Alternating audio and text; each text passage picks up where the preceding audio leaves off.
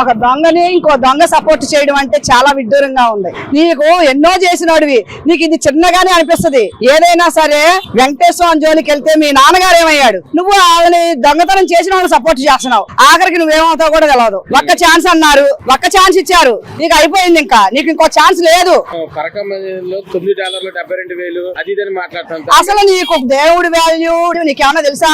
నీకు ఊరికో ప్యాలెస్ కట్టుకోవడం తెలుసు నీకు, లేదా బెంగళూరులో వెళ్ళి కూర్చోవడం తెలుసు. నీకు అంత మించి ఏం తెలవదు. 14 కోట్లు ఆల్రెడీ మేము రికవరీ చేసాము అది ఇదని మాట్లాడుతున్నాడు. నీ బొంద రికవరీ చేసావు, ఇంకా ఎన్ని రికవరీ అయ్యి ప్రూఫ్లు చూపించి మాట్లాడు. అంటే ఇప్పుడు లోక్ అదాలత్లో ఆల్రెడీ కేసులు కొట్టేయడం అసలు కరెక్ట్ అంటారా? అది కరెక్ట్ కాదు. మీ ఇష్టానుసారం మీరు కొట్టేస్తే ఎలా అయిపోద్ది? అవ్వదు. అది అన్ని అందరికి జనాలందరికీ తెలుసు, పెచ్చోళ్ళు ఏం కాదు. అందుకని నీకు 11 ఇచ్చి పక్కన కూర్చోబెట్టారు. నువ్వు దమ్ము ధైర్యం ఉన్నవాడు అయితే రా, అసెంబ్లీకి రా, నీ ప్రాబ్లమ్స్ ఏంటో చెప్పు.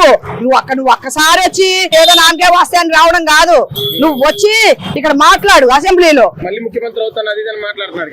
పగటికల్లా కనబాకయ్యా, ఎందుకయ్యా పగటికల్లా కంటావు? నువ్వేమని అడిగావు ప్రజల్ని? ఒక్క ఛాన్స్ అన్నావు, ఒక్క ఛాన్సే ఇచ్చారు నీకు, చాలు. ఇంకా నీకు ఆ ఒక్క ఛాన్స్ తో నువ్వేంటో తెలిసిపోయింది ప్రజలకి. నీకు ఇంకా అవకాశం లేదు, నీకు రెస్పెక్ట్ అనేది లేదు. నువ్వు పాదయాత్ర చెయ్యి, మోకాళ్ళ యాత్ర చెయ్యి, నువ్వెన్ని చేసినా వేస్ట్.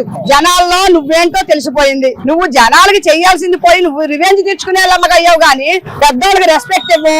నువ్వు అంతసేపు నీ వైపు ఆలోచిస్తావు. నువ్వేంటో నీ ఇదేంటో అందరికి తెలుసు. నువ్వు ముందు పెద్దోళ్ళ సలహాలు తీసుకుని ఎలాగుండాలో అది నేర్చుకో.